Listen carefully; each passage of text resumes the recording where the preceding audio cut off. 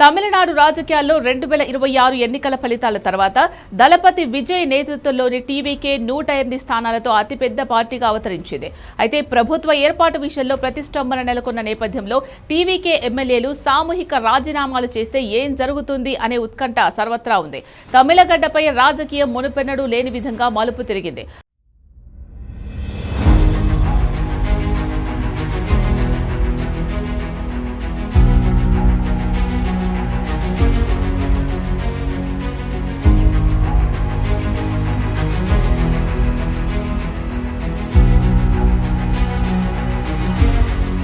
నూట 8 సీట్లతో single largest పార్టీగా నిలిచిన విజయ్ను ప్రభుత్వ ఏర్పాటుకు ఆహ్వానించకపోవడంతో టీవీకే ఇప్పుడు న్యూక్లియర్ ఆప్షన్ వైపు మొగ్గు చూపుతోంది. తన 108 మంది ఎమ్మెల్యేలతో సామూహిక రాజీనామా చేయిస్తామని విజయ్ హెచ్చరిస్తున్నారు.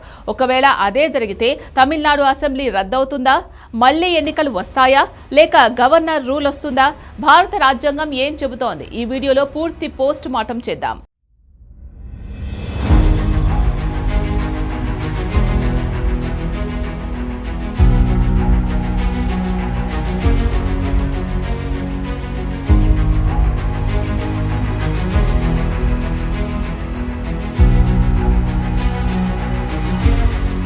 మొదటి ట్విస్ట్ ఏంటంటే 108 మంది ఎమ్మెల్యేలు రాజీనామా చేసినంత మాత్రాన వెంటనే ఎన్నికలు రావు. రాజీనామాలు స్పీకర్ ఆమోదిస్తే అసెంబ్లీ మొత్తం బలం 234 నుంచి 126కు పడిపోతుంది. అప్పుడు మెజార్టీ మార్క్ కేవలం 64 మాత్రమే అవుతుంది. అంటే డిఎంకే లేదా అన్నా డిఎంకే అతి తక్కువ సీట్లతోనే ప్రభుత్వాన్ని ఏర్పాటు చేసే వెసులుబాటు కలుగుతుంది.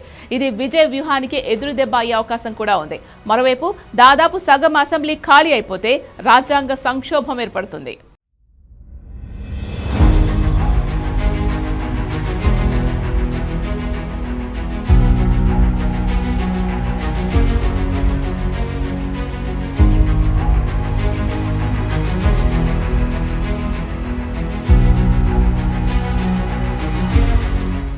ఏ పార్టీ కూడా స్థిరమైన ప్రభుత్వాన్ని నడపలేదని గవర్నర్ భావిస్తే ఆర్టికల్ 356 కింద రాష్ట్రపతి పాలనకు సిఫార్సు చేయొచ్చు.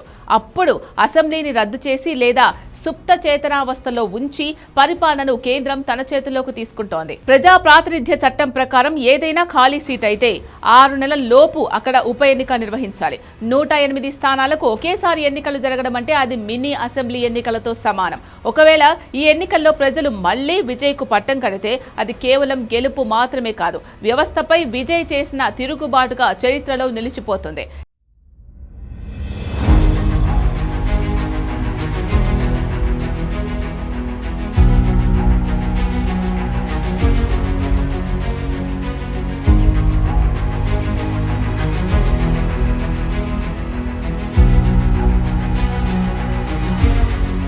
కానీ ఇది అంత ఈజీ కాదు. ఎన్నికల కోసం ఒక్కో ఎమ్మెల్యే కోట్లాది రూపాయలు ఖర్చు పెట్టారు.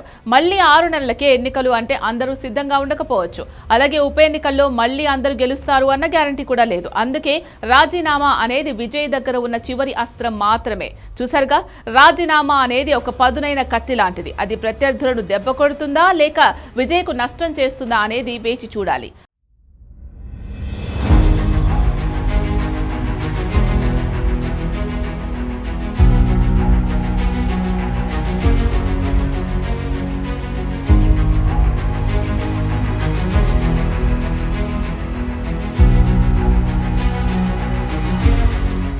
ఎమ్మెల్యేలు రాజీనామా లేఖలు ఇచ్చినంత మాత్రాన అవి వెంటనే ఆమోదం పొందవు. రాజీనామాలు స్వచ్ఛందంగా చేశారా లేక ఒత్తిడితో చేశారా అని స్పీకర్ విచారణ చేయొచ్చు.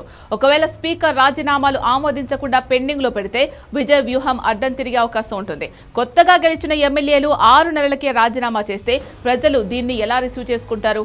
వ్యవస్థను మార్చడానికి త్యాగం చేశారని సానుభూతి చూపిస్తారా లేక మా ఓటును వృధా చేసి మళ్లీ ఎన్నికల ఖర్చు మా మీద వేశారని ఆగ్రహం వ్యక్తం చేస్తారా అనేది కూడా కీలకమే. తమిళనాడులో డిఎంకే కాంగ్రెస్ మధ్య గ్యాప్ పెరుగుతున్న తరుణంలో విజయ్ కనుక రాజీనామా అస్త్రం ఉపయోగిస్తే జాతీయ స్థాయిలో బీజేపీకి ప్రయోజనం కలుగుతుందని కాంగ్రెస్ భావిస్తోంది.